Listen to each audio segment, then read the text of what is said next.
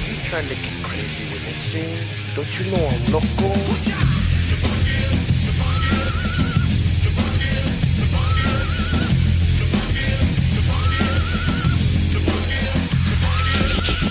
So when I got to shoot Bobby and Al, that's how I know. Oh yeah, Bobby and Al. Huh? Yeah, I know him as Bobby and Al, and you guys know him as Robert De Niro and Al Pacino, but I know him as Bobby. Bobby and Al. Oh. So then, you're a little bit nervous? No, when then? Oh, that time. Yeah. Fuck yeah.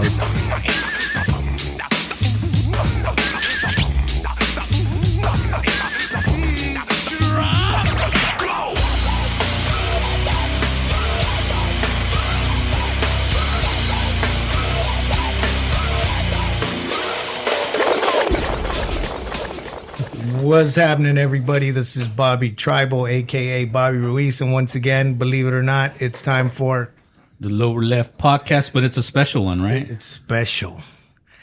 This one's pretty special for a couple reasons. One is it's our 50th episode. Believe it or not, we lag bad sometimes, but we've somehow been able to accomplish 50 episodes. That's a good feat. I mean, it's hard managing people, but getting and coordinating and getting everyone in here and keeping them sober enough to do at least an hour. And our schedules. Yeah. Our schedules get kind of hectic sometime, and we, but to those of you that have checked them all out or 50 of them out or whatever, thanks for waiting. But as promised, I said I'd have we would have a very, very special guest. I almost added another for our 50th episode. What happened? They didn't show up? No one's talking to you yet. Relax, dude. Well, you got me to fill in. No, I'm trying to do the intro. Can you okay, come wait. home? Yeah. Okay, anyways, this guy, he's already blown a little bit of the intro, but I'll do it anyways. He's he's a great friend of mine who, someone I could honestly rely on for the last 30 years or so. Someone that, he's become an international influencer through his style of photography, videos, and the documentary LA Originals that reached as high as number 3 on Netflix, I believe. 1.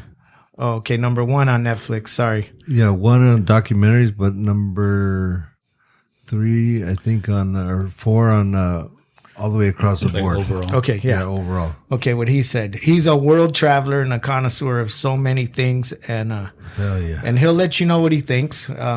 He's a contemporary Chicano icon. I'll say soon to be legendary. I'm not going to give him his legendary status because he's still. What would make it legendary? Probably death. Tupac gets shot. Yeah. But you are, you and I both know that there's a lot of Chicano icons that are 70s. But I think being a contemporary Chicano icon, I would definitely consider you to be just that. You and I have learned a lot from each other. We've shared a lot of game sources. We've built brands and influenced a lot of culture. Look at my nose, cultures together. Yeah. Oh my God! I thought we were winging it. But what we did is we're going to get to that with photos, videos, clothes, events, and being a part of the music scene. Only one of a handful of people in my life that I think really knows me, and that I've been able to share openly with for the last long time. And I think that kind of goes both ways because we've been through some shit. Yeah, that goes both ways, but we don't. Yeah, no. Okay, yeah. He is also a professional ball buster. Nope. Yeah, I ain't got paid a penny for that shit. You got to get paid to be professional. My brother right here, Estevan Oriol. Mm-hmm. Oriol. Yeah. What's happening? It's good. I'm here. Yeah, you made it 3 hours later. This is our 50th episode, so you are a special 50th guest. Oh my God. What do you think about that? The pressure. I think it's cool. I was supposed to be like the 10th one. Yeah. But you put everybody in front of me. No. So you're busy. Oh, wait. You were doing tours and documentaries and doing all kinds of Hollywood type stuff. Number 1 on Netflix. Yeah. Doing all kinds of. Congratulations. I think you made us all really proud with that documentary. Just you didn't like the other one? The other one was good. Okay, but it didn't reach the volumes or the. That's because Showtime's not as big as Netflix. Is that it? Yep. Okay, so which one did you like better? I liked them both. I did them both. So no, but which one did you think was better? I think that of course your first kid is your it means the most because it was your first one, and that was my first documentary that was put out there for real. So that felt incredible at a crazy time, because at that time we had got locked down and we were supposed to go to the South by Southwest Film Festival, and we were watching like every company pull out. Yeah, COVID. COVID. And so we were supposed to go to the South by Southwest Film Festival, and we're the main selection for the festival. And we were going to play on Friday night. Then we were going to play Saturday day. And then Spike Jonze was going to do Beastie Boys the Saturday night. And so that meant our documentary was the only one that was going to play twice. And we were, the first night, and it was a big look. And we were watching companies drop like every day. And then like a couple of days before, they said it's over, Netflix pulled out last and it was done. And all my homies, like I had like maybe 20, 30 people flying out. Yeah, I was supposed to go. Hotel rooms, Airbnbs, and everybody's like, what do we do with our flights and our Airbnb? I go, I don't know, homie. I don't own the airlines or the fucking hotels, like ask them, but I'm almost positive you'll get your money back, so don't trip. Yeah. And then at that time, the documentary Tiger Boys or whatever, the guy who was molesting all the helpers. Yeah. Tiger King came out, and that was huge. Everybody was just, the whole world talked about it. And so I think it came out at the perfect time because everybody was sick of that. And stuck at home, locked down. And it was raining in Southern California too. It was COVID and it was raining, and you guys were killing it. And we were locked down. We couldn't go outside. Yep. So it was like the greatest thing that could have ever happened. Yeah. And then it was a trip because like I was getting like thousands of followers daily, like 10,000. I was like, what the fuck, because at that time I had like 160,000. And it went all the way up to like 400,000 within a couple weeks. And I was getting like hundreds of emails, hundreds of texts, maybe like 1,000. It was overwhelming, I was like, what the fuck? And I just put the phone down for like a week. And then because I try to respond to everybody, out of respect, and tell everybody, hey, thank you. I appreciate that, because everybody is coming out of the woodwork. So I try to reach out to everybody that, reached out to me, but it took me like 3 weeks to catch up.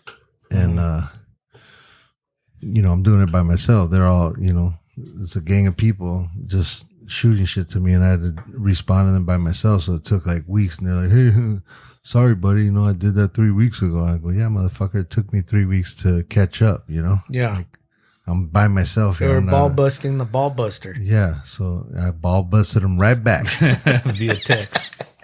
Text busted them on, know. But man, that fucking thing just got some wings, and took off. And were you expecting that? No. Did you anticipate, or what? No what, way. what did you think it was going to do? I thought, to me, it's like the way platforms, the way like Netflix works is kind of like a hyped up YouTube channel. They just throw shit up every day, all day, and then it's just up there, and it's like not promoted or whatever. And like we didn't get the billboards or ads on Netflix or whatever. And then once it started going, it started saying like trending, Yeah. And it went from like 10 to 8, then back down to 9, then up to 6, then back to 7, then up to 4, just kept fluctuating on the top 10. I was tripping out then. I was like, God damn, you know, like this is a worldwide streaming channel, and like out of everything that everybody could watch, they're watching our shit, you know? So yeah. I was fucking pumped up, you know? I think maybe, no, I'm not saying maybe, but I think it definitely tore down some doors that needed to be torn down or busted open or whatever the hell you want to say. And it wouldn't be the first time that you've been involved in doing that. I think what's amazing to me is even after that sort of success, you would expect Hollywood to respond, which they have responded by a couple shows that are out there. Frankie's show, This Fool, Mayans came out. I think I don't know if Mayans was already out, but you would imagine that they would recognize this as a market that's actually there and start producing more shows that are relatable to that same market, that the same people that were into watching LA originals. Have you seen that? Do you think it's happening? Do you think that they're paying attention? Slowly but surely. Yeah. And it's like the same group of people. I'm not in that group, but it's like the same like 20 people that get all the same work. And I thought like when this movie comes out, people are gonna be hitting me up for more work, you know. And I was like, that's what I thought before it hit anything, you know? Yeah. I was like, oh, this is going to come out. I'm going to be, you know, people are going to be knocking on my door and shit like that. And it came out and busted down the door and fucking went crazy. And then I thought like, oh, it's really on now. Like I'm going to get whatever the fuck I want, you know? I'm going to get like movie deals or TV show, or, you know, I'm going to be able to get a album deal, you know, like sing or whatever the fuck I want to do. Sing the hook? Fucking have like a Spanish album out there. Yeah. Like Oscar de la Hoya, you know? Like, I wanted to do some, you know, some new shit, big shit. Yeah. And man, a couple weeks of this like high, and then it was just like crickets after that. Part of that was, it was COVID. I think there was definitely there was that COVID effect for like at least a year afterwards. But no, I see what you're saying. By a lot of this stuff just has been happening with the same people. But there's definitely a frustration of Chicano artists. I think I'll include myself in that there's a market out there that's being neglected, and there's only, like you said, a handful of people that have the ability to kind of do it because of their relationships within certain circles or Hollywood or whatever the fuck it is. And that's apparent, like in everything that comes out. It's the same thing. It's the same version of what their idea of whatever it may be, Chicano wise or whatever, Southern California. It's just the same. I think it's coming. Like, we also saw the Flaming Hot came out. Yep. Right. So I don't know, man. Hopefully these things change. You have that because that's that crowd, you know, like that same circle. Yeah, Eva Longoria, like she could, you know, George Lopez, Eva Longoria. They could all do the, you know, they're in there, you know. So it's Cheech. Like they're cool, you know, they got it. But if you're not in that group already, and you're trying to, you know, not necessarily be in that group, or you're just trying to get in, it's hard, you know? Yeah. Like I'm back to square one with 30 years of a resume, you know? Everything I've done is done pretty good in each field that it's in, you know? Yeah. I've been in like 20 something museums now. Smithsonian just bought 15 of my photos. Oh shit, congratulations. I didn't know that. When did that happen? I sent the last one last week. Because they asked for the group, and somehow I overlooked, and one didn't show up. So they're like, "Hey, we're missing one." So I sent that one over last week, and it's on. I think when you and I met, I think it was probably at least 30 years ago. I think we met through Risk, maybe, or something like that, or one of the trade shows. But I think what we encountered at those shows is they were the early 432F and ASR shows, and there wasn't Chicanos. Like there were Mexican Americans, or there was a shit ton of Hispanics, if you will, but there wasn't people like you or I that were into like lowriders and you know, the Chicano culture and tattoos and black and gray stuff and things like that. We found ourselves kind of like, I mean, there's who else? We're like the other. Yeah. They're like check boxes, like surf, skate, you know, urban, snowboard like, or whatever. Yeah, snowboarding. Then they had like the African American urban section, and then we were like other. Yeah, and there wasn't maybe 5 or 10 of us. You know, as far as brands, there wasn't many at all, and I think that's what kind of, I don't know if that's the right word. We just kind of gravitated to each other in the same circles, the people that were around us, and fortunately we had really good fucking people around us. Like shout out to Risky. And those were times like we just had lunch and we were talking about this, like the shit that we experienced and during those early trade shows and breaking ground, traveling and, you know, being around the music scene. I don't know who did that. Somebody good at art. Yeah. I think Louis. But yeah, so but those were times where we were kind of like just working our way through things because this shit was fresh and it never had been done before. And we didn't get a blueprint from anybody, or we didn't know how we were going to be accepted or what the response was going to be like. It's kind of like the same way you put the documentary out. We were kind of taking shots in the dark almost and seeing what hit, you know, but lucky for us, it hit. So back then you were doing Joker brand, right? No. What were you doing? Scandalous? No. You were doing the first Supermax clothing brand I was involved with is Supermax. Okay. And that started because I used to get all these, like, I used to get a lot of work, and I would always bring my homies with me to work. Like, you know, whenever you need another guy, hey, you got another guy? Yeah. So Lucky was Big Lucky. Mm-hmm. Was one of the homies that I would bring with me, like to work doors or to do construction. Good fucking dude, Lucky. Yep. And so he was the first one that I brought in to do, you know, work the clubs with me and also work construction. And we worked at this guy's house, and the guy would always see the way we dress, and he had like 4 or 5 stores on Melrose, and his name was Mark Fox. He had these like leather, like old beat up used leather jackets and old denim jeans, like kind of like biker-ish. Mm-hmm. More like the like Mickey Rourke crowd back in the early 90s. And it was really hot back then, you know, like that whole look was huge in LA, in a certain crowd. And then he was like, "Hey, I really like the way, you know, you guys dress and the, you know, the little movement you guys have going on. And what do you think about us opening a store on Melrose together?" And at that same time, I had just gotten a job with House of Pain through DJ Muggs from Cypress Hill.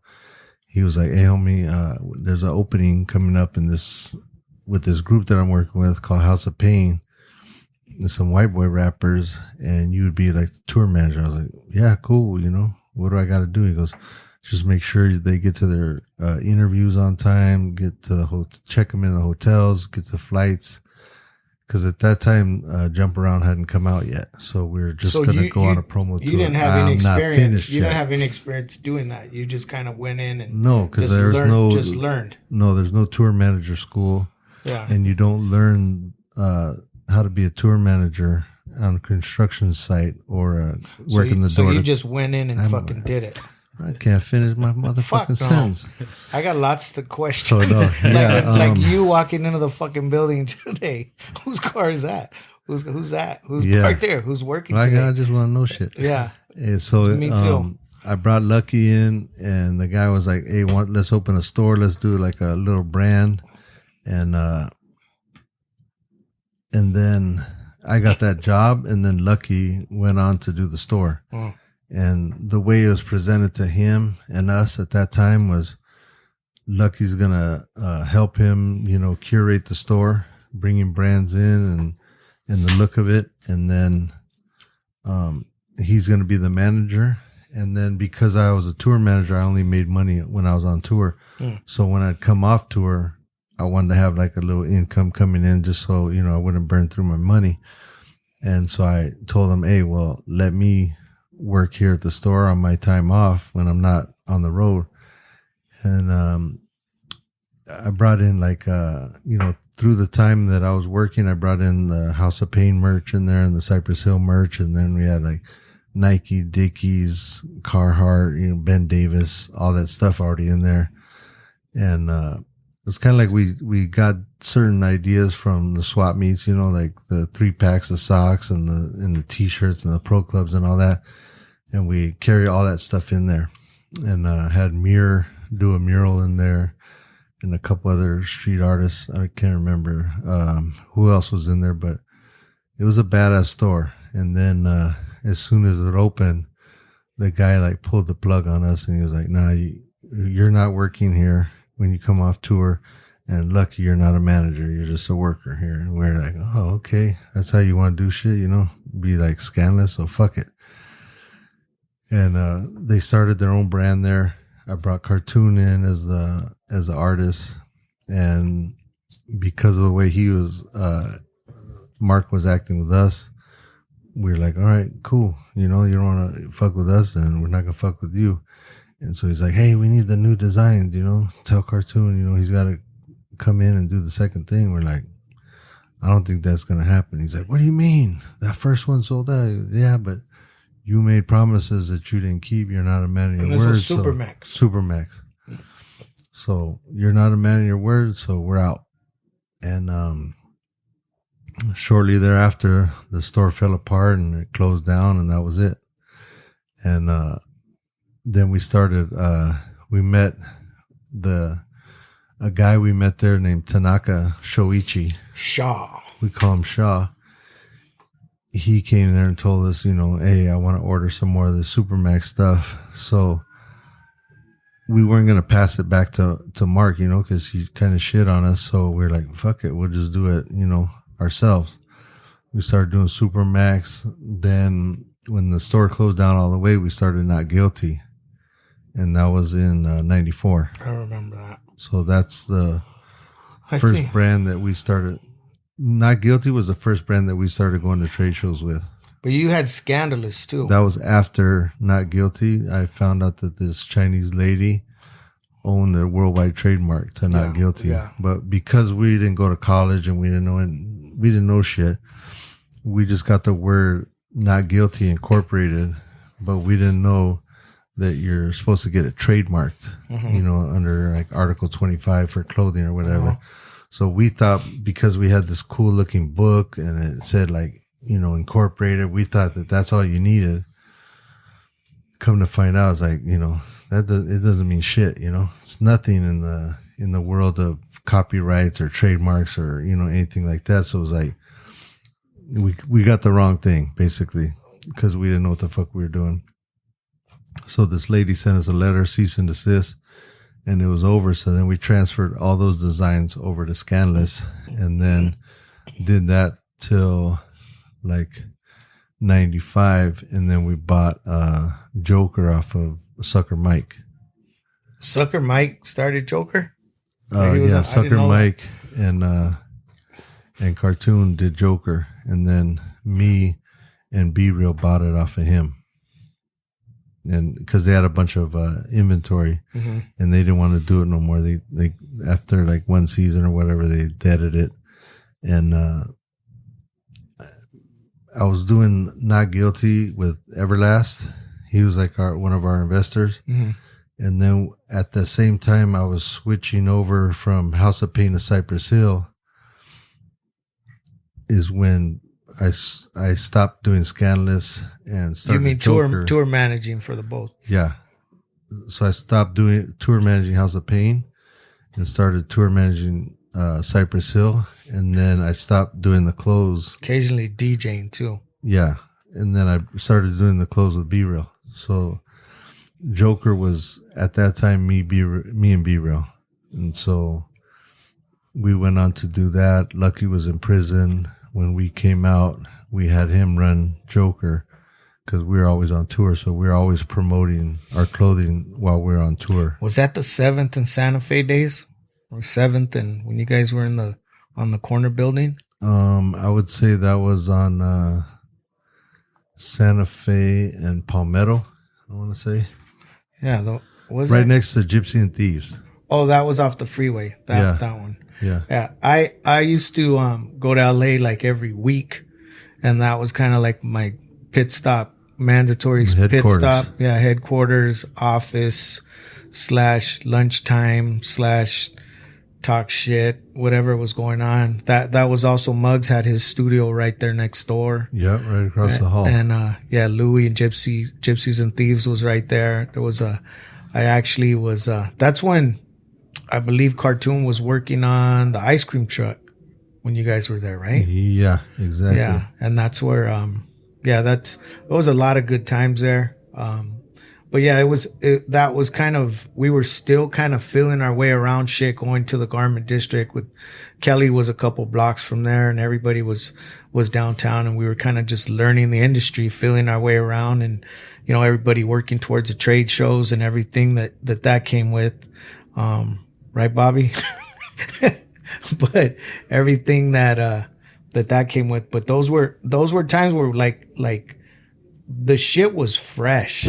Like there wasn't, you know, streetwear wasn't really streetwear. It was still kind of, you know, there wasn't a lot of, I don't know, bullshit, or it wasn't saturated. It was still genuine. There were still a lot of like real motherfuckers that were actually doing streetwear. And because if you weren't, people would call you on it back then, you know. You needed to really be able to stand on your own 2 feet. And who are these guys? Yeah, you had to be real. Yeah. And it was Porter Street, by the way. I just fact checked it. Okay, good. Thank you. We were both kind of worried about Rogan. That. We were all worried about exactly. That's one of those things I trip out on. Yeah, this shit has to be right, or fuck it. Yeah, but at that time, you know, you had to be from the culture that you were doing. Like you couldn't be some cornball and just come in and go, I want to do streetwear. There's no such thing as streetwear back then. Right.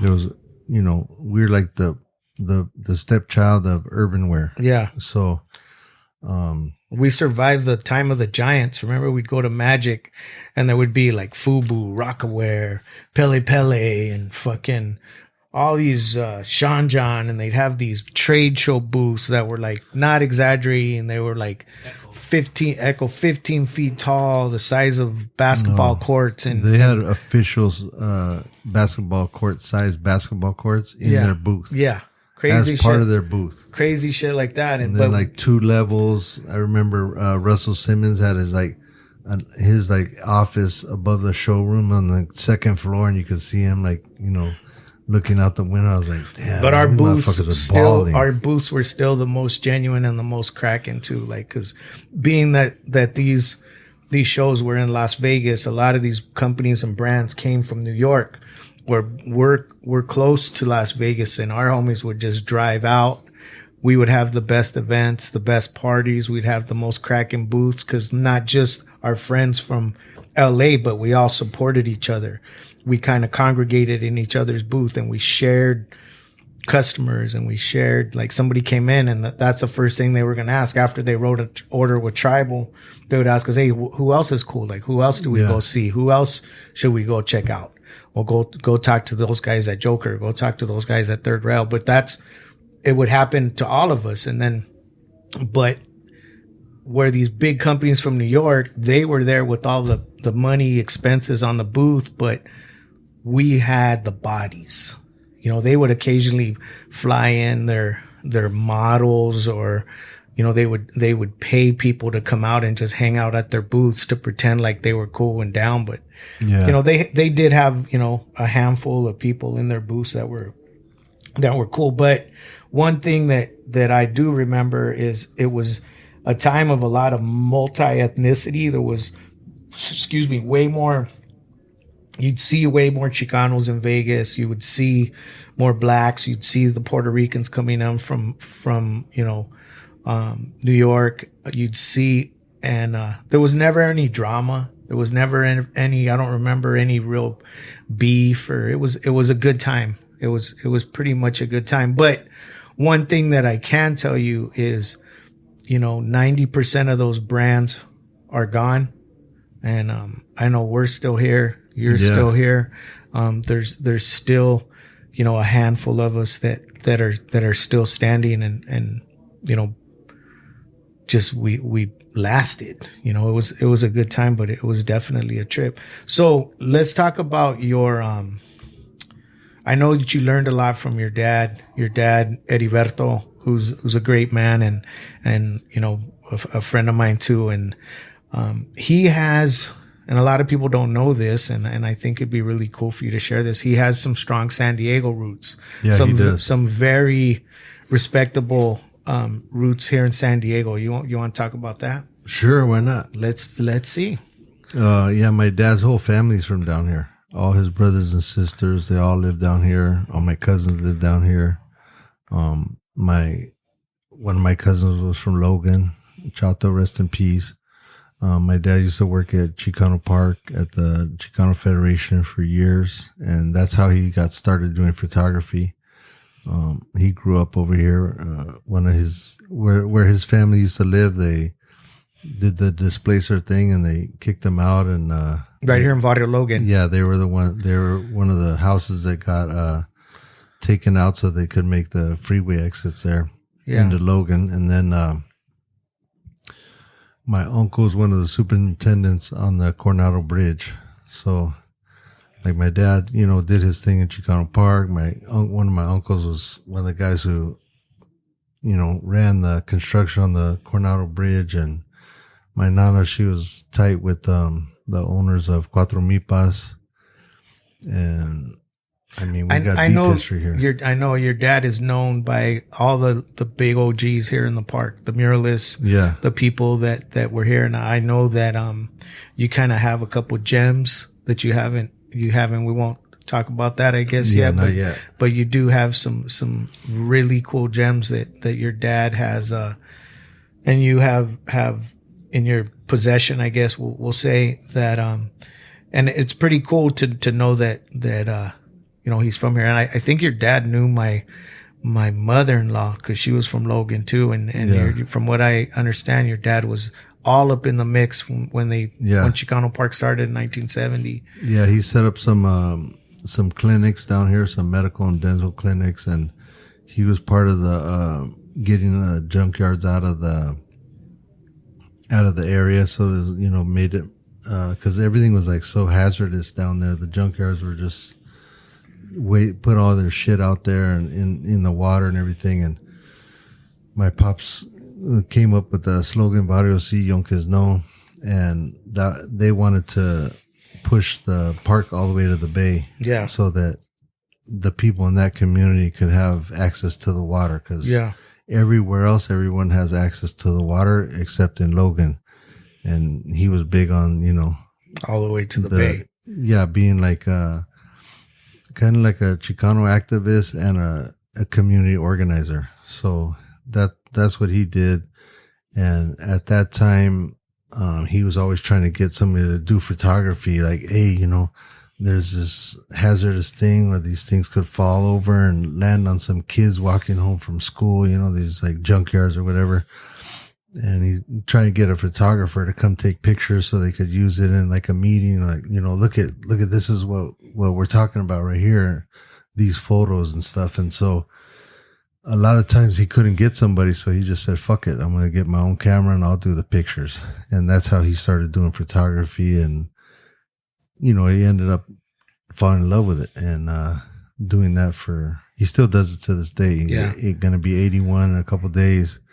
He still walks through downtown and bus flicks every day. And, he's active out there. He's just goes to the gym 3 times a week. Like, I'm hoping to grow up to be like him one day. If you're listening to this podcast and you're not familiar with Estevan's dad's work, it's Heriberto, Heriberto, Oriol. Check him out. He's on Instagram and you Google him and he'll pop up. But the other thing is that's the guy who got you involved with photography is when you started touring with, and people that not everybody saw your, documentary, I guess, or people don't pay attention sometime, but, that's how you started doing photography is he basically put a camera in your hand and said, yeah, that's really cool. You're going to all these places. You're going to Europe and you're traveling with all these celebrities and running into rock stars and rappers and all that. Here's a camera. Go out and let's see what you got. Right.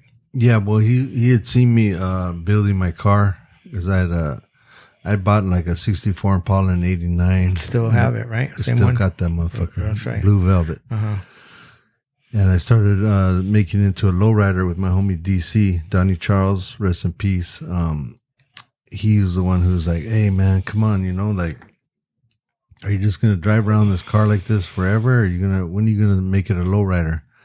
And I was like, well, I don't have money like that, It's like fucking a lot of money to build a lowrider. He goes, yeah, but it don't work that way. Like, let's just strip the car and go drop the car off at the hydraulic shop, then take it to the painter, then you take the interior, then you take the chrome, then you take the trims that need to get polished, and you just drop it off at each shop. Don't worry. Like in low riding, people take forever to do shit. So you won't have to worry about like everything being done the next week. Like this guy might take a year, 2 years, 10 years to paint your car.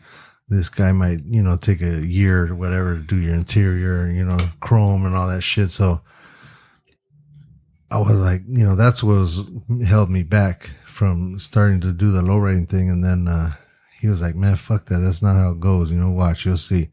So we took my car apart, put it all on the street, on the sidewalk at my apartment. And he was like, we put everything in piles. And he was like, put this here, put this there. And I started building my car slowly but surely.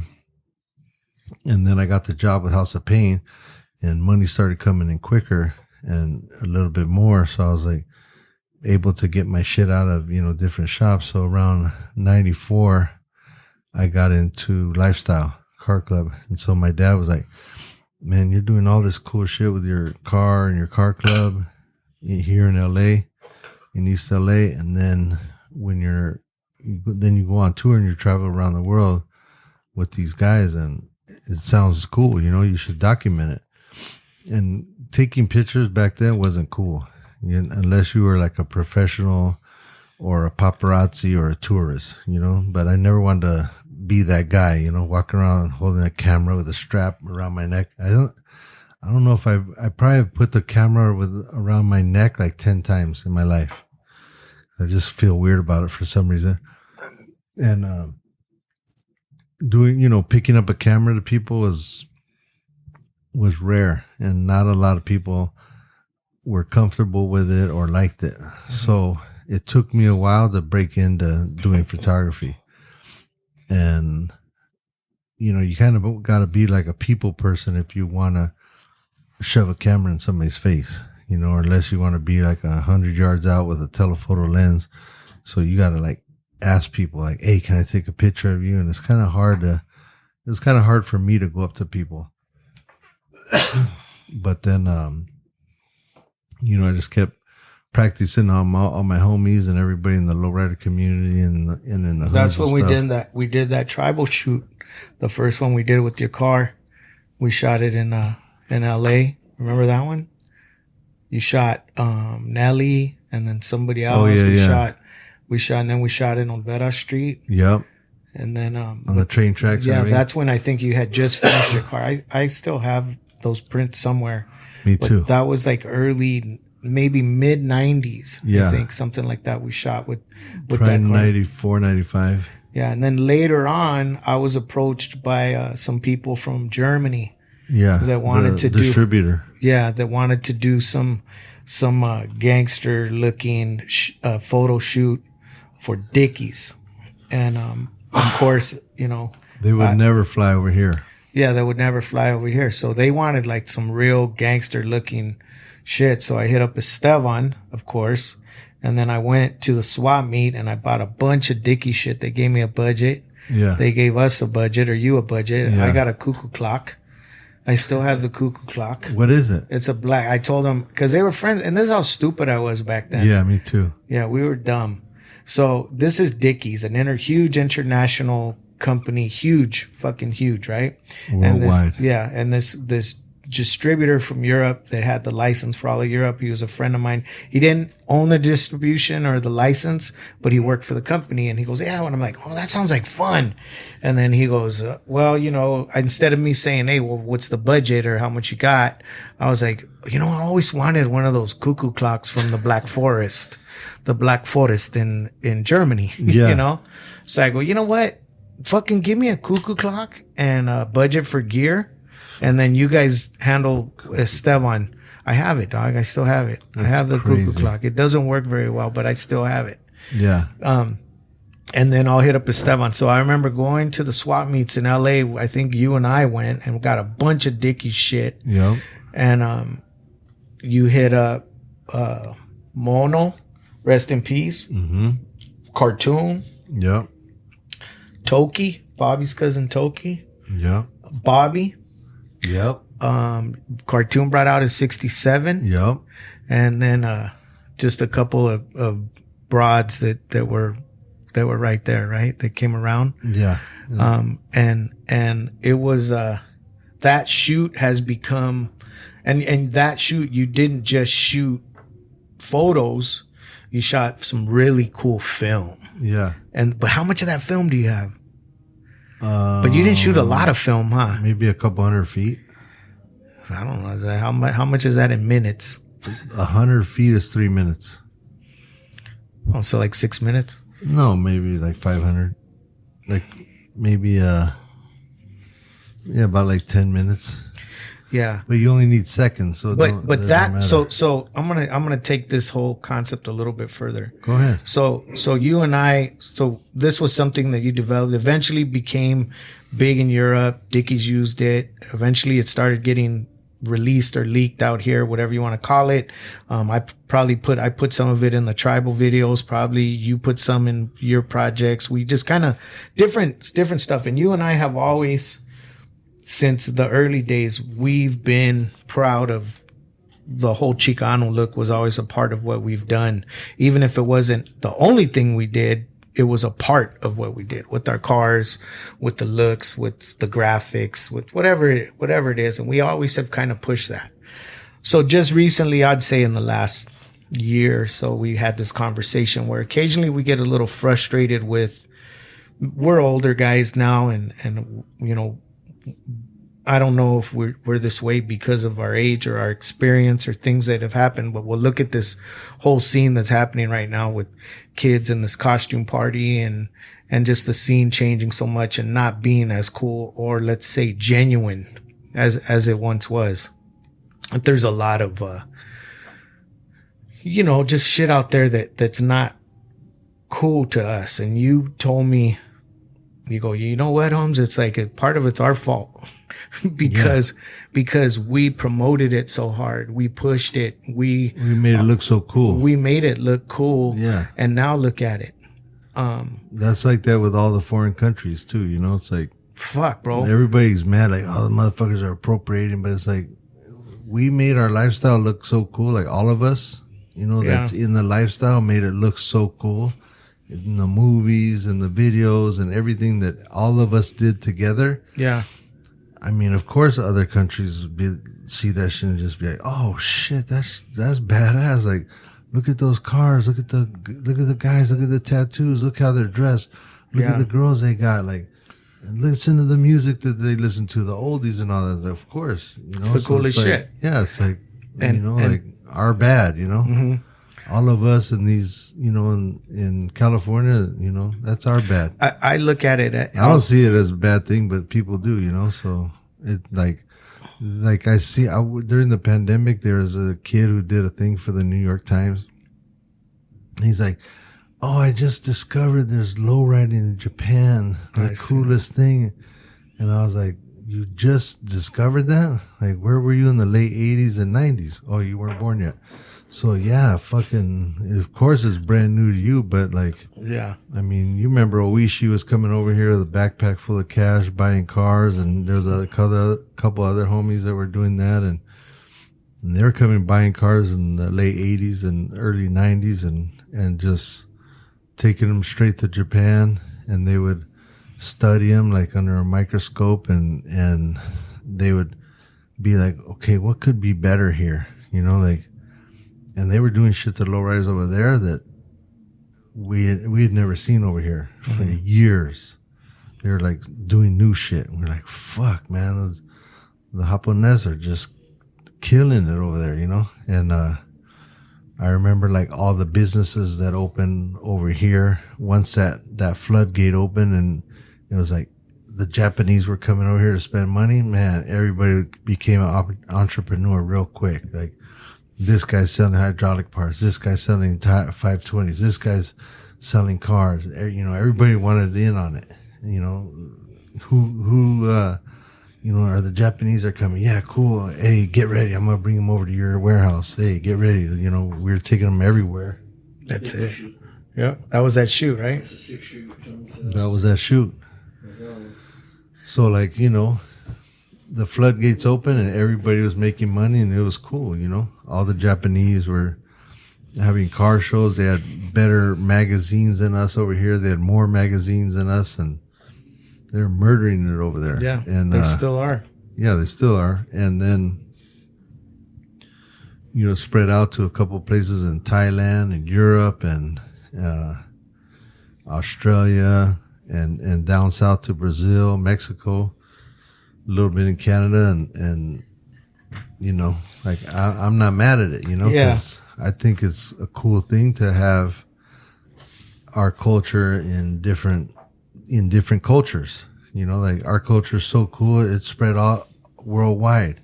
And when you go to those other places and you hit the switch, like I've driven Japanese homies' cars in Japan, hitting the switch over there. One of the times we went, they'd pull up on us in the 90s. Yeah. When we'd go out there, they'd pull up with lowriders. I guess on the opposite side of that, like you said, you can't be mad. And yeah, I mean, not just you and I, but probably Johnny and I, and a lot of people have these conversations about how much the scene has changed and all these, you know, people that have an interest that all of a sudden, you know, but on the opposite side of that is death and stagnation. Like, what if nobody dug it?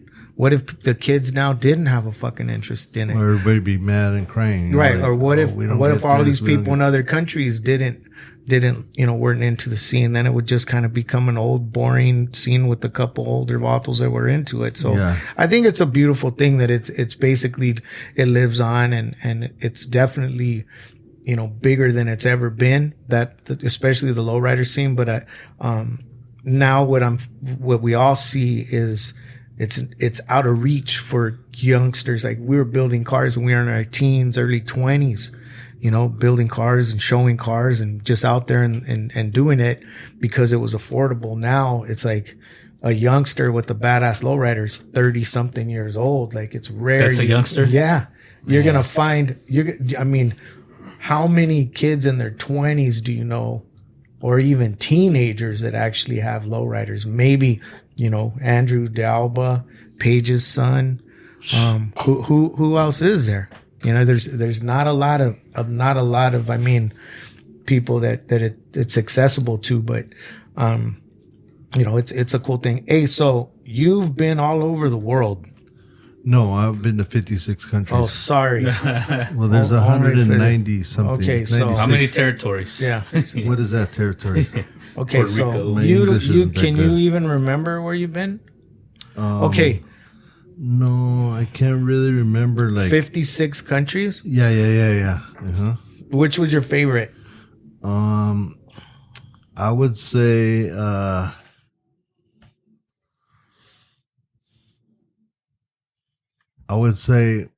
I like Japan as a country. I've been to 13 cities there. We stayed 5 days in each city, so I think we were there like 2 months.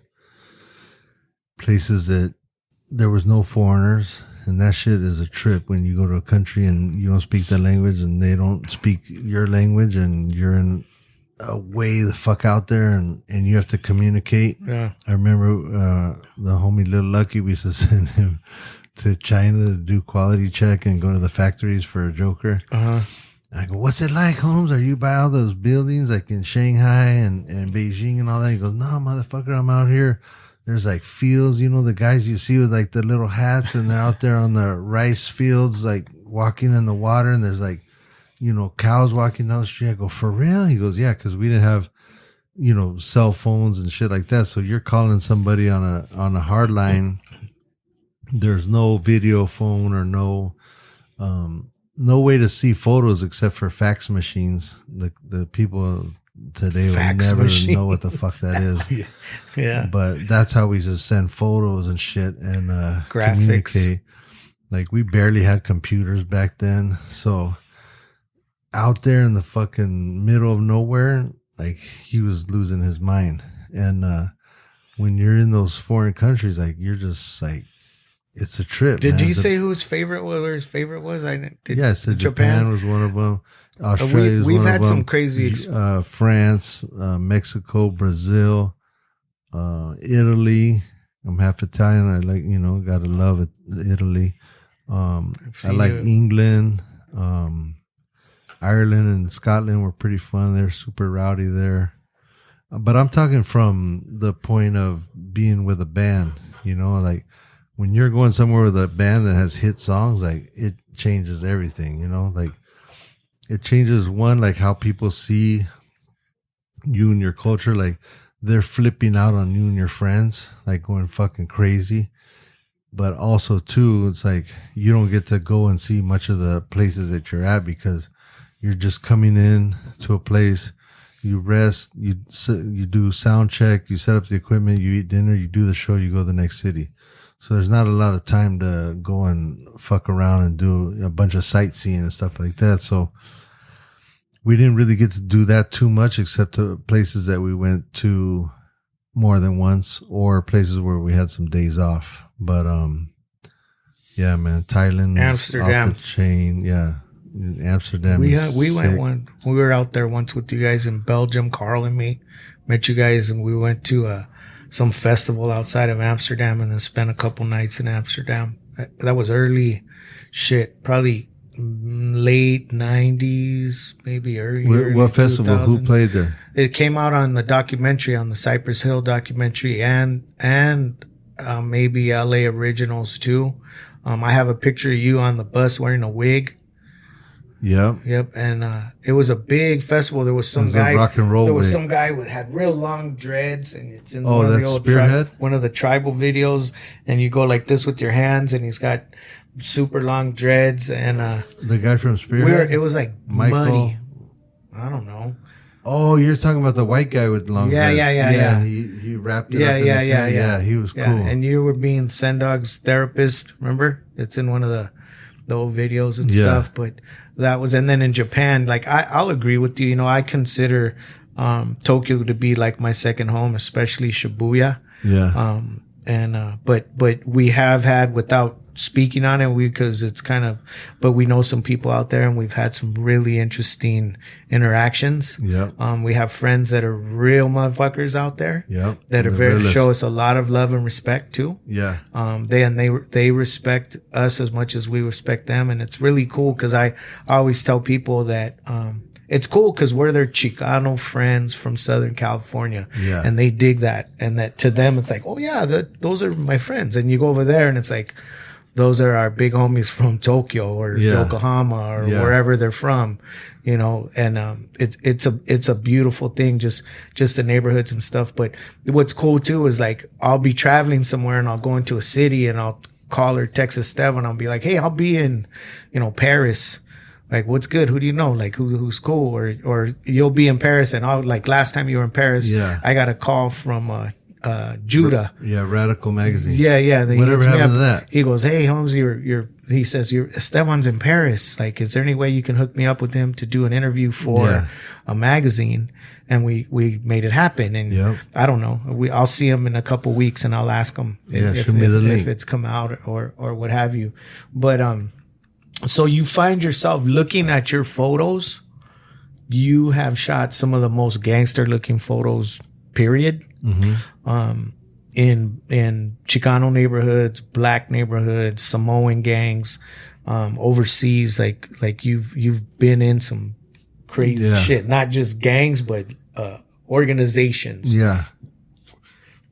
Excuse me. Have you? Burp it up. I did. Sorry, Johnny. Don't pass out. Have you?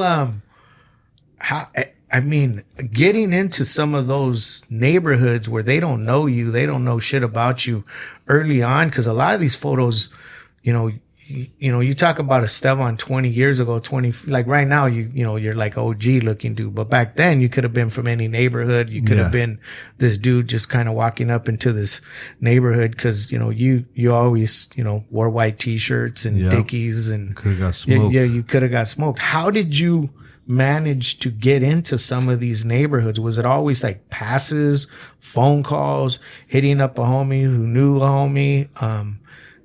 How were you able to get some of these shots? It was a combination of all that. It's like other homies, like friends of friends, or driving through something I want to take a picture of, and I just get out and take the picture, and then sometimes I would, see somebody in that neighborhood, and I'd be like, "Hey, homie, I'm doing this, that, and the other. Is it cool if I bust a flick?" And they're like, "Yeah, go for it." They're like, "Fuck you asking me for it?" But it's like, now they call it checking in, but back then it was just out of respect. I'd go up and say, I'd see somebody from that hood. I'd be like, "Hey, is it cool if I bust a flick of this?" And like, "Yeah, go for it. I got you. Don't trip." So. That was, just how it would unravel, or at a car show. I got a lot of photos from car shows, and that was like the gangster, like Chicano gangster and fine girl congregation, like car shows back in the 90s. Like you go to car shows, you're seeing thousands of guys and girls, bald headed, tatted up, from every different neighborhood. And most of the time it was peaceful, because everybody didn't want to fuck up the place where we all got to kick it. And, if all the, cool guys and hot chicks are going to one place, you don't want to destroy that, because that's where everybody can meet up.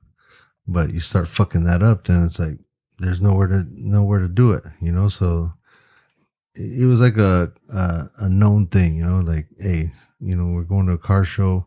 One, there's going to be a lot of nice cars there. We don't want to disrespect the scene and fuck up the cars, so it was always pretty cool. There was a couple of times, where some shit would pop off, but it never got like really, really bad, Just maybe a couple stabbings here and there, but it was always like, it could have been worse is what I'm trying to say. And, could have been ugly for all the guys who had their cars there, spent lots of money, lots of time building these cars, but it was pretty cool. It was really respectful, and it was pretty much nothing but fun, But now I think that people know who you are. It may be easier for you to get in, and it's harder. Yeah, because then it's like, now I'm like, oh, that's him right there, So it's like, I can't just slide in under the radar and fucking. Oh yeah, because people know who we are. Yeah, right off the bat. Like, hey, aren't you the guy from? You're the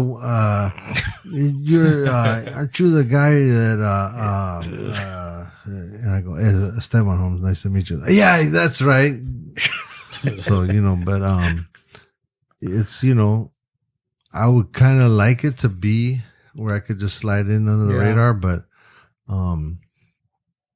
With the way the times are with social media and everything, it's like you can't just take good pictures and be out there no more. It's like you have to be a brand within yourself. So you have to make yourself the cool guy that takes pictures. And it's kind of, I never would have thought it would ever come to that. I always wanted to be the behind the scenes guy, never seen just doing photos and filming, that's what I liked. But through, you got to change with the time. So now it's like, now you see people that do photos and stuff, they're making their look, a certain kind of way, their image. So in all different kinds of cultures, not just, the lowriding world or the Chicano movement, but, all different kinds of subcultures. You'll see like the photographer always has like his look that's in that culture. Yeah. And then there's, the craziest thing for me was nowadays, like people come up with rapper names for photography. Like, El Shooter or whatever, like they come up with like these nicknames for taking photos, something that relates to photography. Mm-hmm. And, I was like, damn, this fool, I wonder he raps and he does photography or what is that? And then I noticed that it was their stage name or their rapper name for photography. And I was like, oh, okay. That's where we're going now with this. You know what trips me out? And I have a lot of respect for you don't get big headed. No. But there's your spectrum, bro. Like, I know a lot of the most famous people on earth on a first name basis, and they know who you are, and you've known them for a long time. And then, like, we were just talking about, you're getting passes to go into these neighborhoods and shoot some of the most gangster motherfuckers. And then, going to New York or, Madonna or fucking, Snoop Dogg or Q-Tip or Dr. Dre or obviously all the West Coast hip hop people, but then shooting people like Robert De Niro and Al Pacino and, going into rock and roll and that whole new metal scene, shooting everybody that's not just new metal, but rock stars, the biggest rock stars in the world, some of the biggest actors in the world, some of the biggest celebrities that there are on the fucking planet. That, and then still going deep into the fucking hood, into the thick of shit, going with Lepke to shoot people in tents, or going to Skid Row and shooting motherfuckers that don't have shit. And then going into somebody's pad, that's, or these mansions or, just, that whole diversity is extremely, respectable. And I don't know who the fuck else could do something like that or has done something like that. Yeah, there's artists that you're going to appeal to this big range of people, but to actually interact with, on a real level, not just in a movie or television or to take pictures of, or we're going to create the scenario. No, being able to have this body of work that's like, holy fuck. You know what I mean? Yeah. There's not a lot of people like that. There might be dudes that are going in there because, but on the other hand is these people that you're shooting are, a lot of them are friends because you're, I know you have a big group of friends and people that you kick it with in New York, like, and some of the biggest, like, fuck, dude. Photographers, again, hip hop, rock and roll, models, actors, actresses, fucking all that shit. But, so saying all that being said, I want to know and you can't rattle off a bunch of fucking things like you did with your favorite country. I want to know what your favorite shoot ever was, funnest, favorite shoot, most enjoyable. Wait. And then the other crazy one is, who was the biggest asshole piece of shit pain in the ass to shoot? Jesus. That's only two questions. Is he in this room? God damn. That's only two questions. That's only 2 questions. And yeah, then but it's like, okay, Bobby, who's the most motherfucker piece of shit asshole you ever had to deal with in tribal years? Would you say it? maybe. No, I don't know. Yeah. Okay. So, me neither, motherfucker. No, but you see, okay, let's just call it uncomfortable. Like who wasn't the funnest shoot, and who was the funnest shoot, like the most enjoyable. And we're gonna exclude Cypress Hill, anybody from your Soul Assassins family. We're gonna exclude those guys because we already know that that's been a blast. Yeah, we're gonna say. Beside that, like I know you told me, and you can share this story if you'd like. Go ahead. I said you could share the story. But go ahead and tell me. The one with when you got the opportunity to shoot Robert De Niro and Al Pacino together, and your cameras were fucking up. Okay, well that's probably the one shoot where I felt like I had made it, and then people say like, when did you know you made it? And I would say that at that shoot, I think was because those guys I grew up on seeing their movies, and back in the day when I said go to see their movie, you'd have to go to the movie theater and wait in line and go see their movie, and then if you liked it or thought you missed something, you'd have to go back and do it again. Yeah. So those guys, I've seen some of their movies in movie theaters probably about 10 times. And I thought that was a trip to me. That was crazy. But when Star Wars came out, I heard some kids go see Star Wars like 100 times in the movie theater, which was, to me, that was a little off. Yeah. So when I got to shoot Bobby and Al, that's, how I know him. Oh, yeah. Bobby and Al. Huh? Yeah, I know him as Bobby and Al. And you guys know him as Robert De Niro and Al Pacino, but I know him as Bobby and Al. Oh. So then... You're a little bit nervous? No, when then? Shh. Oh, that time? Yeah. Fuck, yeah, I was shitting myself. I wore a diaper that day because I didn't want to shit on myself. But that movie, or that job came about because... the people that were working on that movie, they wanted a cartoon to draw a skateboard for Rob Dyrdek and do like a collab thing from Rob Dyrdek. And I was like, man, that's cool. But this is a movie with Al Pacino and Robert De Niro. Like, we need to get to them. And we had a partner, and he was like, oh, no, you're tripping. Like, you shouldn't, like... I was like, yeah, let's just, try. Let's try. And they're like, nah, man, like you're going a little crazy now, like let's just do the skateboard and, forget about that other stuff. Like, you're reaching for the number one thing in that we could get, the number one project that we could get on this thing. It's not going to happen. And I was like, man, well, fuck it then, but in my head, I was like, we can do that shit.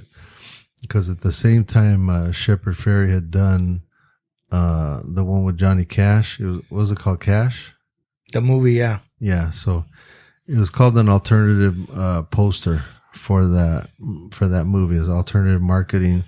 And one of the ways to do that was they let him draw a poster that was different than the actual poster. So I was telling them, my partners, hey, let's do like what he did on that movie for this movie. Righteous Kill. Yeah, Righteous Kill. And it was like, nah, you're tripping, And so after that, they didn't want me to go to the meeting because I'm, I would say it, And I'm not hard to, going against the grain guy. So they're like, oh, you sit this one out. We're just going to go handle this meeting on our own. So I was like, hey, Toon, that's cool that he thinks like that, but I think that me and you are on the same page on this. We need to do the fucking big shit. He goes, yeah, I got it. Don't trip. So when they went to the meeting, he found a little place where he could shoot it out, and he shot it to them. And they're like, oh man, that's great that you're interested in that. That would have been great if we had thought about that before, but the poster's been done already and the photos were done, and, like, we're gonna, let's just focus on the skateboard.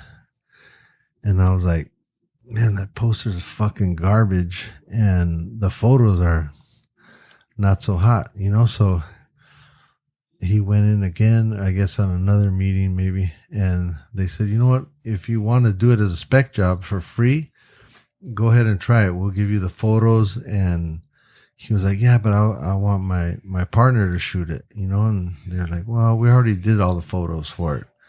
And he's like, yeah, but you know, it'd be better if my partner shot it. They go, how about this? We'll give you all the photos and then you, draw something to go with those photos. So they gave us the photos and I had to go in this little cubicle in the movie studios and just go through like 4,000 photos. I was nodding out doing it and the photos were trash. And I was like, oh my God, this motherfucker, how did he get a check for this? I'm going through the photos and like, looking at this fucking screen.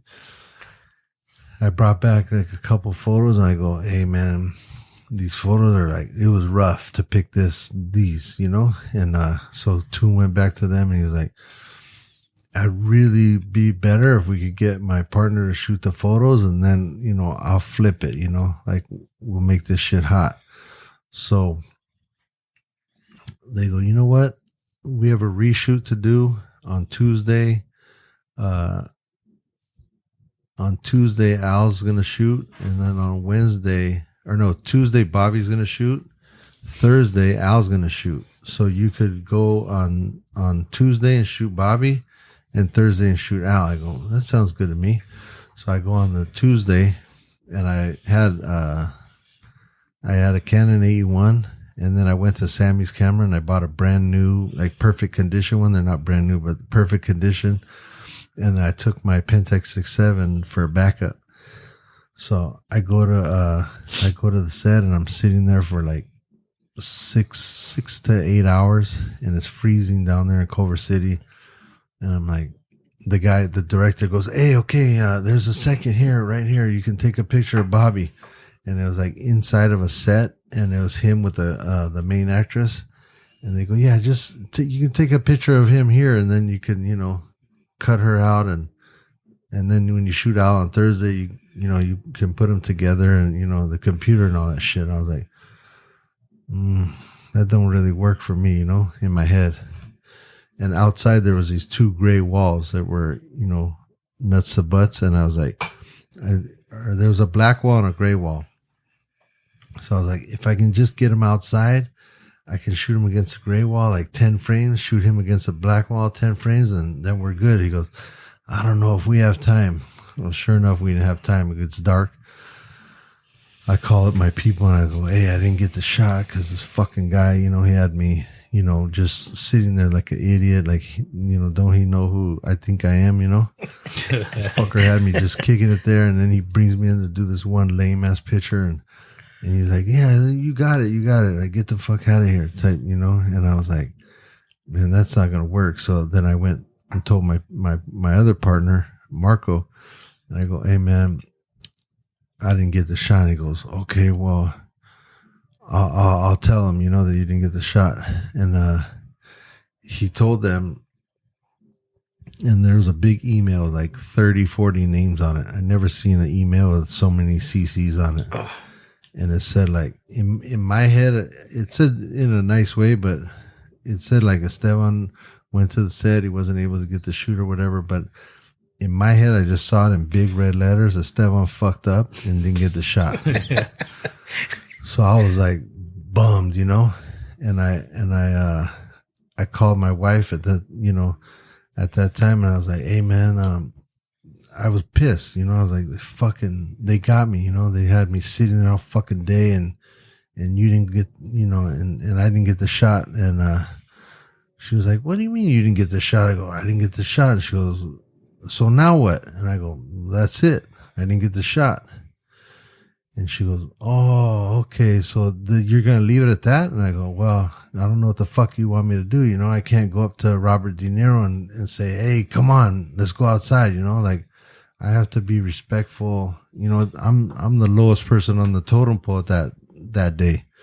So I'm like, you know, I can't just go say, hey, you know, come over here and do this job while you got to do this shot while you got a whole movie going on. So I had said, like, if I ever shot I shot Dennis Hopper a few years before, and I had said like if I ever shot Robert De Niro, I know him as Bobby, and Al Pacino, I know, I call him Al. I'd be cool, and I could go work at fucking Home Depot the next day. That'd be deal. It for me. Yeah, I'd be cool. Fuck that. I did what I wanted to do. That's right. So she was like, well, I don't know, man. It doesn't really sound like you. Like, it sounds kind of like you're, like kind of on some bullshit. And I was like, well, you know what? She was, I would call them and tell them you need to do that picture. You need to do that shot, And I was like, fuck it. And I hung up the phone, pissed off, And I called Marco and I go, hey, Marco, call them and tell them that I'm going to go do the shot on Thursday, like it's not over. And I go, but don't ask them if I could do the shoot. Tell them I'm going to be there, like just go, yeah, Estevan didn't get the shot, but he's going to go down. He's going to make it all good. And so he calls them like that. And they said, oh, well, that's great. 'Cause tomorrow, Bobby and Al are going to be shooting together. And I was like, well, fuck, why didn't they just do that in the first place? Why they had me shoot this guy on this day, this guy on this day? Like, why don't they have me go and they're both there? So they sent me the next day. I was sitting around there the first day I was there 8 hours. The second day I was there 6 hours, and it was freezing outside. I didn't take a jacket because I thought I'm going, LA, it's going to be warm. I was fucking freezing in a t-shirt. And, I'm waiting around for like 6 hours, and they go, hey, where's that camera guy at? They wanted to do the picture. And they go, oh, he's right here. Go get him ready. Bobby and Al are coming out right now. And I was like, I looked down at my camera bag, and as I looked down, the doors busted open. Like these two doors busted open. Here's Bobby and Al, and like 20 people behind them, like the lawyers, the agents, the managers, the hair, the makeup, the stylist, the director. Like all these people were behind them. And they're all just looking at me. I have my cameras on the ground. I'm looking at them. I'm like, oh shit. And I have my assistant and Marco behind me. And they go, okay, where do you want to shoot him? And I was like, right here against this garage door. So I bring out one camera, and I guess they had gotten cold, so they're like pissed off at me. And I go to shoot him, and it didn't work. And I was like, fuck, motherfucker. Imagine that. My favorite camera in the world, my faithful camera that never lets me down, letting me down. So I reached down, grabbed the other one, the brand new one. It don't work. I'm like, what the fuck is wrong? I thought I was doing something wrong after 20 years. Like I didn't know how to work a camera. And I was like, motherfucker. I was like, man, motherfucker. And I went and got my Pentax. And where'd you have to go get that? Right next to me. Oh, okay. So you had 3 cameras. Yeah, I told you I had the 2 Canons and the Pentax 81. Yeah. Pentax 6.7. So I picked that one, and I winded it, and I clicked it, and it went off. It went click, click. And I was like, oh, fuck yeah. So I started loading that with film, and it's a loud ass camera. For some reason, this camera, like when you press a button, it makes a loud clack noise. It's like clack, clack. And then Al Pacino heard it, Al, he hears me doing it. He goes, oh, I like that one. Clack, clack. Yeah, I like that. Clack, clack. He was talking like that while I'm loading the film. So I'm like, oh, cool. Al, and I go, hey, Al, I almost got the chance to shoot you before at Harry Dean Stanton's birthday. He goes, oh, yeah. Harry. Yeah. And so that kind of broke the ice with him. Then I start shooting him, and he's like, oh, yeah, I like that. Clack, clack, clack, clack. Yeah, that's great. And he's like moving around, like, getting into it. And he's like moving forward and backward as he's doing the photo shoot. And I get off like 6 shots, and they go, okay, shoot in Bobby. So now Robert De Niro is like, what do you want me to do? What am I doing here? And like he's going side to side, and Al Pacino's going front to back. So one guy's going like this, and one guy's going like that. So I had to time it to where they're both like at shoulder to shoulder. But one guy's rocking forward, and the other guy's rocking sideways. Oh shit! And they're both talking like, yeah, clack, clack. Yeah, what does he want me to do? So I go over here. What's going on here? And I'm like, fuck, I just want to tell him, hey, can you stop moving? Just let me get this fucking shot. But, you know, you have to have respect for, you know, the Bobby top dogs, and it's Bobby and Al, and like, you're fucking lucky to be there. Just shut the fuck up and you better get that shot. That's boy. how you were talking to yourself. Yeah, I was like, you better get this motherfucking picture. You're done. Even if in my head, I was like, if I ever got to shoot them, I could go to Home Depot or whatever and work a normal job and I'll be cool. But if I didn't get the shot, I'd be doing that anyways. You know, so it was like, I wanted to, you know, bow out gracefully and get, you know, it was kind of like the championship fight. I wanted to go out on top, fucking shoot a roll off, which was 10 photos in that camera. It's 10 frames. And as I'm loading it, putting the next roll of film, they're like, okay, thank you. And all 30 people start walking away. I got, wait, can I just shoot one more roll of film? It's like 10 shots. It's like, okay, Bobby, Al, you know, can you guys go back over there? It was like a big deal. Like they made, you know how they do in the Hollywood. It's like everything's a big fucking production. So all fucking 30 of them have to stand in the same place, and then they have to go in front of the garage door, and I shot them again for 5. And they go, okay, great, thank you. And they just took them like halfway through that roll of film.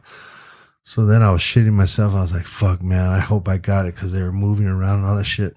I take the film to the photo lab, and I'm like, hey, I got to watch you guys develop this one. Like, I can't leave. Like, I have to pay the rush, whatever. Like, I don't give a fuck. Like, I need to know that I got this picture that, okay, calm down. Like, you come here all the time. Like, you're here every day. Like, you know what's up. And I go, I know, guys. But, like, this photo right here, like, this is one of the most important photo shoots I've ever taken. Like, I just want to see, like, when you guys are shaking it in the fucking thing and it comes out in the dark room. Like, I just have to know, you know, and they're like, they hold up and they go, it looks pretty good. It looks like you know what you're doing. I go, fuck yeah. So then they made like a little proof sheet, and I was out. You know, I was like, I called my partners. I go, hey man, I got the shot. And they go, you did? I go, I got it. We laid it out. We had 3 graphic artists at the time. You know, we told them, here's the photos, here's the titles, do your thing. And they ended up using one of our graphic designers, which was Patrick Martinez. He's a big fine artist now.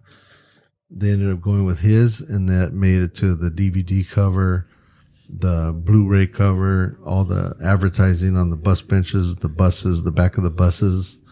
All. How the fuck did that even happen? What happened to Bozo that took all the pictures before? So they scrapped all that shit and just went with yours? Yep. And they for a cuckoo clock? Yeah. Oh, that was a different thing. That was a Dickies shoot. That was a Dickies job. Yeah. But you weren't hired as the official photographer. I was a peon photographer. And would you qualify that as my biggest job to this day? Yeah. Because for 2 reasons. Would you call that your favorite? One of my favorite, yeah.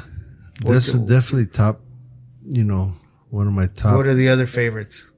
You know, family photos, you know, homie photos, you know, even like photos where we buried our homies, you know, like everywhere from births to deaths, and like marriage photos, even to like, you know, where I was in the hoods and stuff with different neighborhoods, and I was the only one that had ever taken a picture of them, and to this day probably still the only one, and the pictures came out sick, you know, like, you know, nowadays, like, you can just go on Instagram.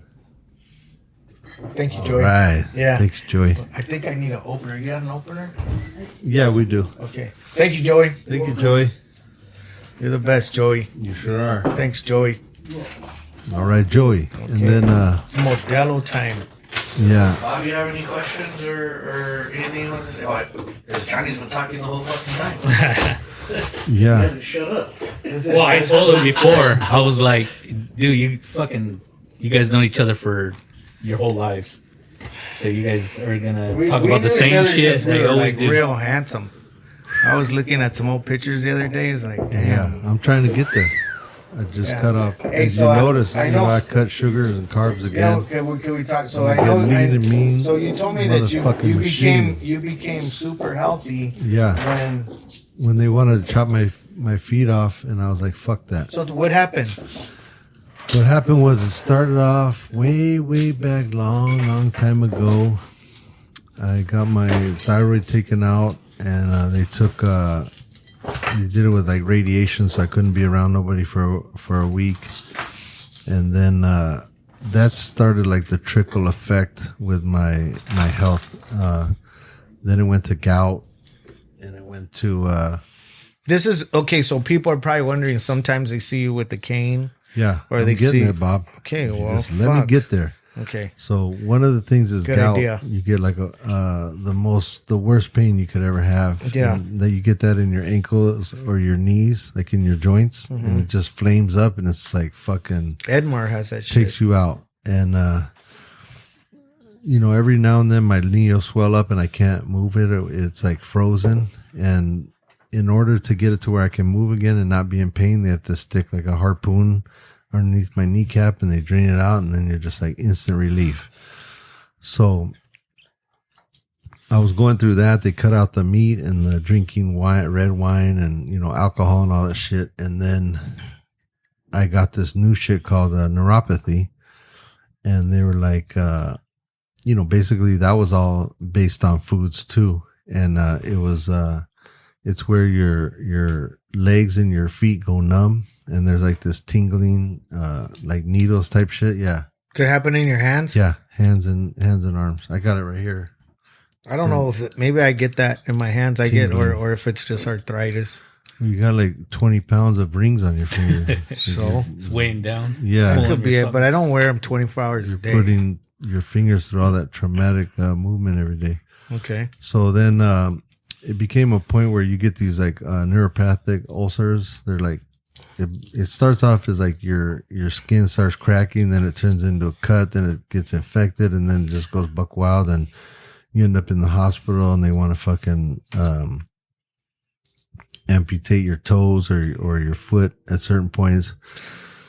So there was a point where I was infected. I was in a lot of pain. I had these fucking holes in my feet, and I was on Dilaudid. Oh yeah, the holes. And they were like, "Hey, do you want to cut it off?" And at this point, there was so much pain. I was like, "Yeah, fuck it," because there was that one guy who murdered his wife in like Australia or South Africa. He's like an athlete, and he runs on those like fake feet.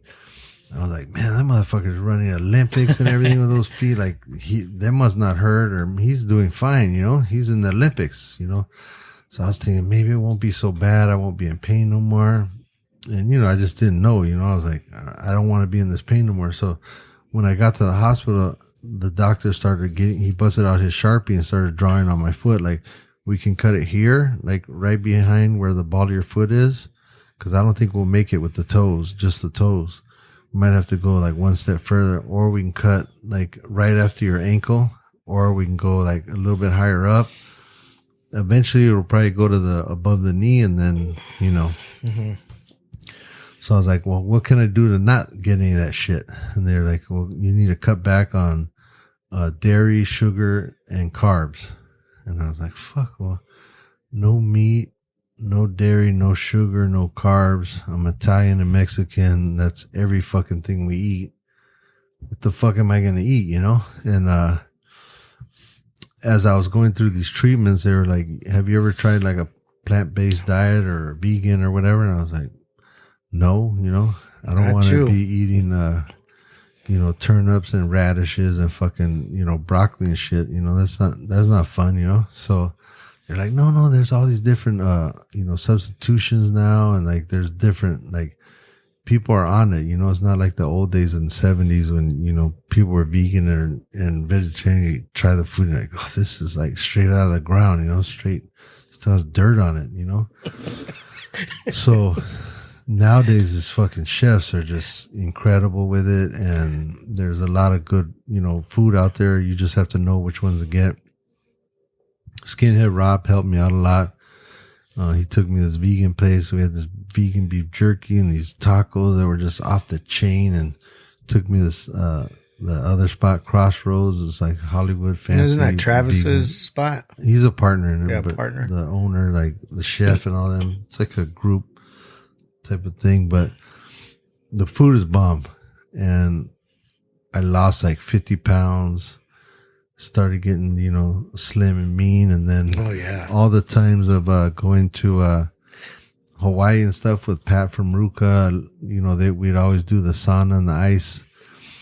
And I did that for like 13 years in a row. Every time we'd go out there for the Pipeline Masters, I'd, do it with them. Because all those dudes are savage beast athletes, fucking top. Can you elaborate on that? I know you do that almost every day, right? Or do it quite often? I hit the sauna for 20 minutes and the ice for 3 minutes. And I do that 3 times every morning before I hit the street. So shit fucking feels incredible. And like I'm finally healing to where I don't have the holes in my feet anymore, but I still don't have the balance that I had, or I still have the numbness and tingling.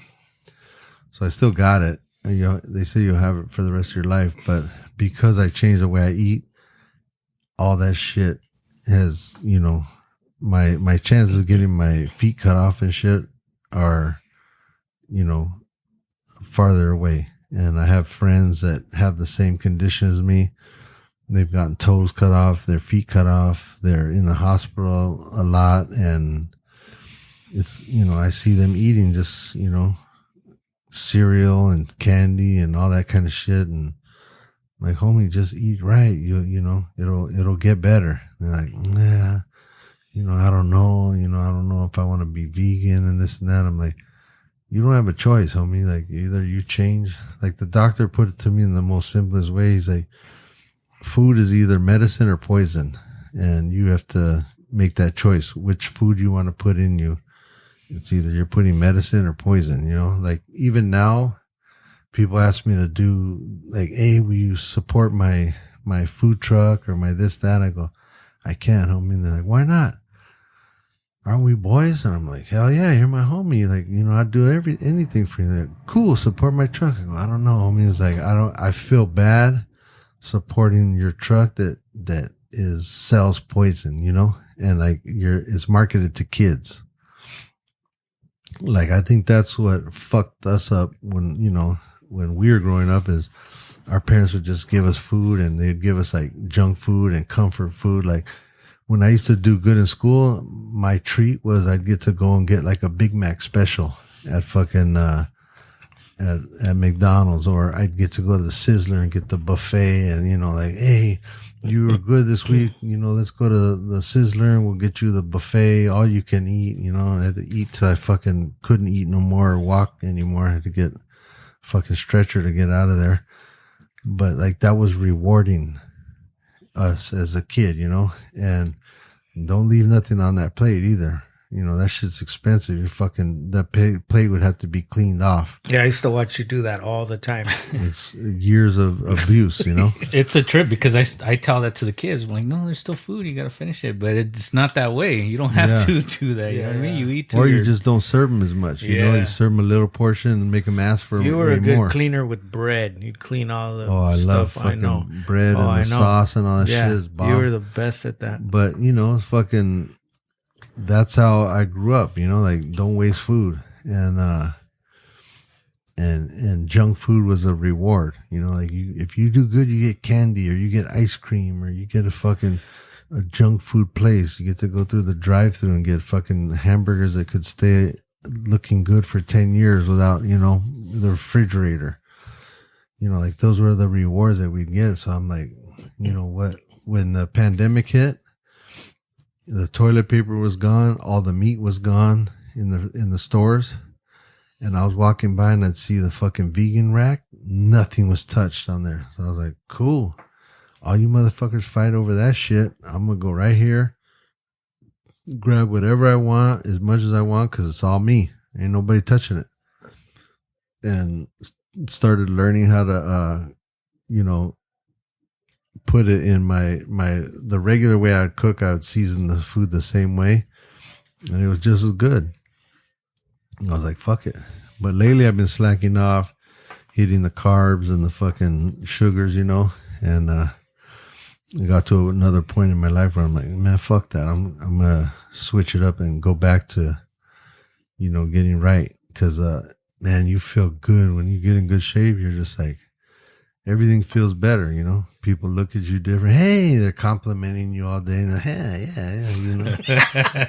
More confident. Look kind of good. Yeah. So you're gonna go back into your modeling career soon? I'm gonna go back to eating right and looking good as I can and being healthy as I can. My dad's in fucking sick ass shape, and he's 81 years old. Goes to the YMCA 3 times a week. Hits a heavy bag, and he sends me videos.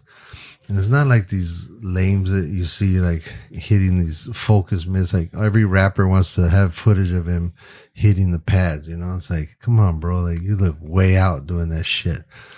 But I'm watching my dad. He's just fucking really going off on it, And that's how I want to be, Mm-hmm. Like when I used to come here to San Diego when I was a kid, my dad used to put me in boxing during the summer. And my boxing coach at that time was this guy, Junior Robles. And he was taking a bunch of fighters to the Olympics, and their plane crashed on the way to the Olympics, and they all died on there. But I forgot about that shit for a long time. And then like lately in the past couple of years, I remembered it. And I used to be like, damn, man, like that's a trip, that I used to come back down here, do boxing. I got into training boxing back home and then eventually doing like Muay Thai and shit for like 10 years. But once all this health shit kicked in, it just stopped all that shit, Well, you still train though sometimes, right? I do the sun and the ice, and then I just hit some lightweight weights. The balance is off. It's not as like it used to be. So, but the foot's good now. For now, it's covered. It's not holes and dude. I remember out of it, but you used to send me pictures. Yeah. I'd wake up in the morning, and I would just be wake up in the morning, having my coffee. Oh, look, got a picture from Estevan. Well, you get a picture from Estevan, you think, wow, this is gonna be cool. Yeah, like a gangster, a hot chick, yeah, some kind of Eminem or Robert De Niro, something, something cool from Estevan. Lowrider, barely 2 sips of coffee, whatever. I look at this fucking picture, and it's the fucking infected bottom. Yeah. Foot. Yeah. Bottom of his foot all fluids fucking coming out. Dude, the hole was like the size of a nickel, right? It's about the size of a nickel, right? A nickel? Was it? Nah, a dime. It's like that.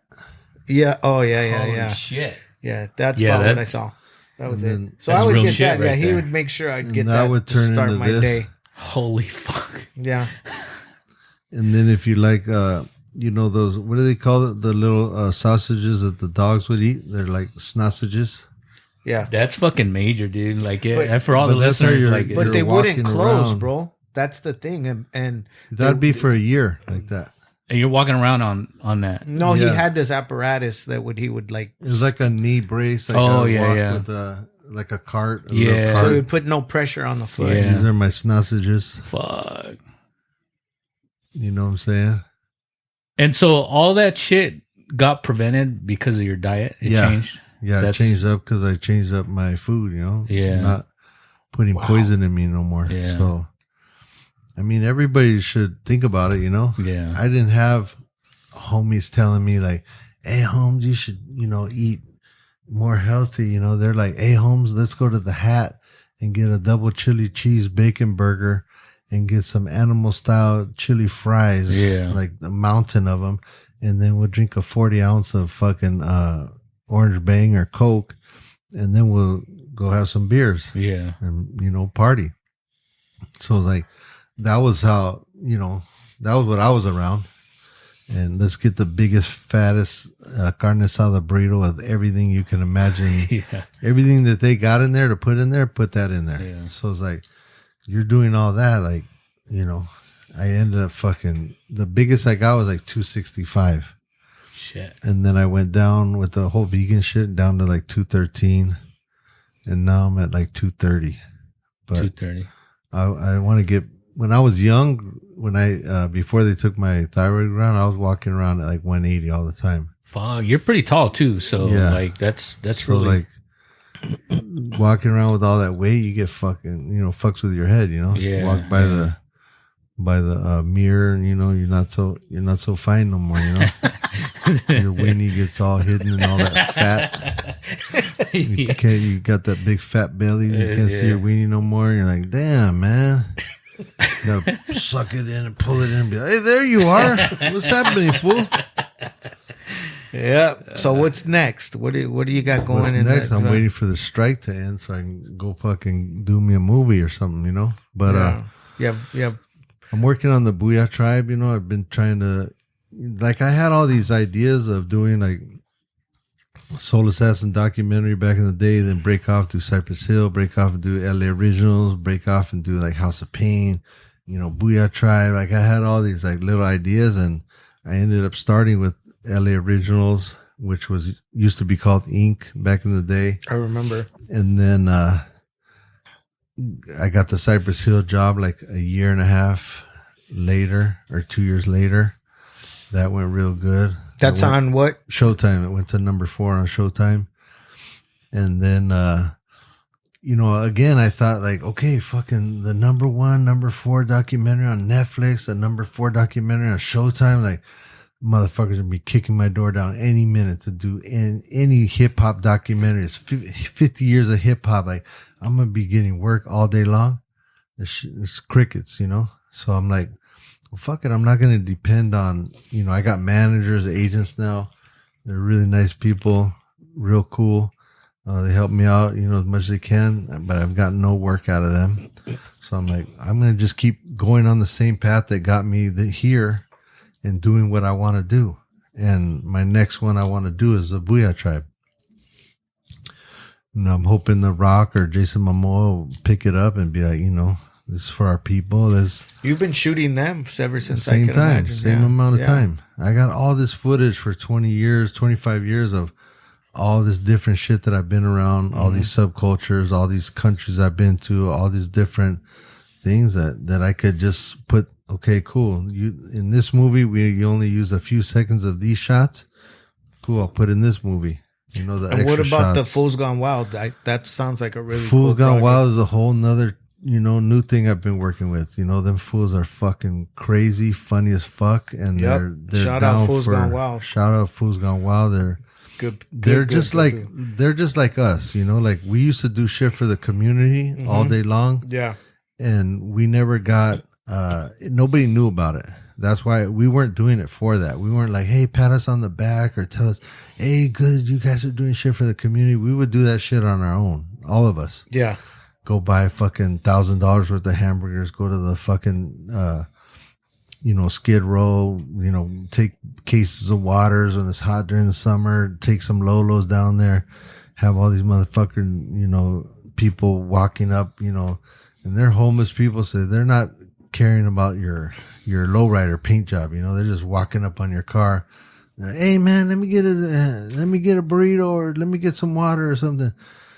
So we'd always have to take extra homies like, hey, just stay up on the curb, and we'd bring the cars to like make them feel good, they all loved it. Like we bring the Lolos down to Skid Row and they're like, oh man, my uncle used to have that. What is that? A 56 Buick? And no, it's a 64 Impala. Yeah, same shit, man. Yeah. But like it was a great feeling. Like you see, they're all smiling, happy to see the car, and they're like, "Hey, we got some food for you in the truck following us. In the Suburban or the truck.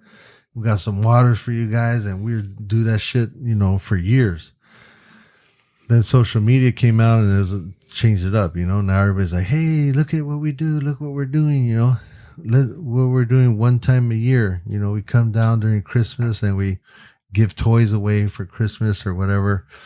It's still cool, but like show up some other days, or maybe everybody goes on Christmas Day, or Thanksgiving Day. Like there's enough people going on those days. Go on some other days. You know? Like go during the summer, give them some water. So we've been doing that shit for years, but now I see people like Fools Gone Wild, and they're doing that shit, and they're out there helping the street vendors. they're helping people that, you know. They're shining lights where they need to be, where things need to be seen and need to be acknowledged and recognized, especially when it comes to our culture, like, you know, Chicanos, Mexicans, things that are in the community. Yeah. And it's basically a mirror. And he's teaching us, I think, to laugh at ourselves too in a good way. Yeah, you have to. Every other culture does. But Why you can't we laugh you at did it? a film, right? You did something. No, I did. We did a collab. We've done 2 collabs, and one of them I was thinking like, hey, let's do a documentary series to promote this collab that we're doing. But as we were doing it, we're like, fuck, it's kind of bigger than the collab. So let's just do the collab and then we'll do the documentary series. And we picked out 3 of the guys that he posts on there, which one was a Dove guy, one's a puppet master, the other one's this guy, Kush Christofferson, who does the nunchucks. So we did like 10 minutes on each one of them. And we've been entering them in festivals and all that. And we've been getting awards and winning, you know, best director and all these things for, you know, official selection and these different finalists, different awards that you can win for documentaries. We've been winning them at these festivals. I think we have about like 8 now that we've won awards on with this project that we did. But we debuted it at their show, which I co-produced at the YouTube theater. And we played it like the first half an hour while people were in their seats. So we told everybody, like, if you want to see this film festival, we're going to play it the first half hour, then the show starts. And a lot of people showed up and people were crying, laughing, you know, a little bit of everything in the crowd. And the show went off. It was fucking crazy. Exhibit came out and did a set. DJ Quick came out, did a song. Lupe Fiasco did a song. George Perez was the host. It was sick, you know. We had a lot of Little Mystery, killed that shit. He's the shit, that guy. Yeah. Hey, and you're still fucking with cars and bikes and doing Still all that. have 4 or 5 cars, 2 bikes. Try to, you know, stay in the speed limit, but it's fucking hard, man. But get on those Hardys, man. It's a whole nother vibe. You're a fortunate man. Yeah, I work hard. That's right. Shit. I've been doing this shit for 30 fucking years. At least. All right. But it's not what everybody thinks it is either. You know, it's not like I people know. thought you make, you're on Netflix, you made millions. So like anything you do after Netflix, like people are like, well, you did Netflix, don't you have money? You know, like, nah, homie, you don't get it. Like that's that project. They give us a certain amount of money and that shit's over, and so is the money. So it's on to the next one and the next one, you know, like nobody knows how the industry works. They all think they have an idea, but they don't, you know. It's a lot of hands in the project. A lot of hands in the project and the pockets and the everything. Yeah. All right, we're gonna wrap this up. Wrap it up, Johnny. It's a good time. Johnny, Johnny just I just, you know, Everybody that comes through, Bobby knows personally, and so there's plenty of discussion with Bobby and the guest. And so I'm just here to facilitate that, to make it look good on camera. He does. He always makes me look good. But I don't know if we've done one since the wedding. I don't think we have. Johnny had the most badass wedding, dude. Beautiful wedding. It was fun. I don't remember shit. Not because I was drunk or anything. It just fucking happened so fast. It was the perfect wedding. It was just the way it was facilitated. We had a great time. My family, myself. Congratulations to you and Bianca. It was beautiful. Viejitos Car Club. Yeah. His family, Tribal Clique. It was just a great, amazing time. And then he went on a nice little honeymoon. Yeah. Where was the wedding? Right here at Balboa Park, a little chapel, and then the venue. All the bombs were parked outside. Dude, a little hidden chapel. I didn't even know it was there. And you're Mr. Balboa Park, dude. I didn't even know it was there. Yeah. No, it was. You know where I don't even want to talk about it because then everybody. Don't give it up. Don't burn the spot. It was the best spot, and then the way that they did the reception and everything was just perfect. Yeah, it was a lot of fucking work. It was smooth. It was smooth. The way Yeah. like everybody arrived to the reception, and it was like happy hour, and then it just not, people just don't go to their tables and wait for shit to happen. It was like you were almost like forced to mingle with everybody, but that broke the ice, and everybody had a blast. It was a good time. Estevan, thank you, bro. Hell yeah, you already anytime. know. It's I'll be back for the 100th anniversary.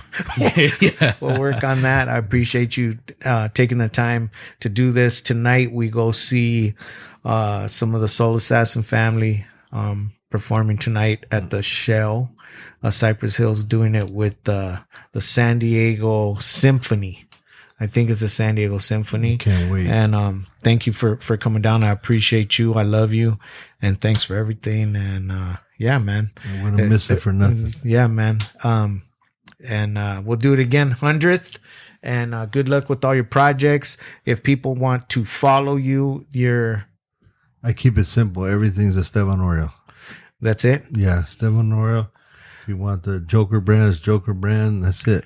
Okay. And You know if you want all of that, we look forward. Everybody's looking forward to see what you're going to do next. And I already know you're on it. Best of luck with everything. Johnny. Good times. That's right. Can we go out to Chicano Park? Yeah, we could. Johnny's going to find the Chicano Park song. We'll go out to that. Oh, all right. That's right. It's on Spotify, Apple, everything. YouTube. Yeah, all of that. Special shout out to Heriberto Oriol and his San Diego family. I'm Bobby Tribal, a.k.a. Bobby Ruiz, my man Johnny Be Good. This has been the Lower Left Podcast right here, 17th and Island.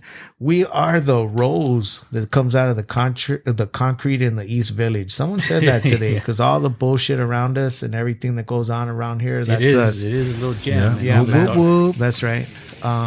Lower Left Podcast, 50th episode. Cheers. Salud. Salud. We're out. Another sound for him. Okay, another sound for Johnny. Here's the can. That's it.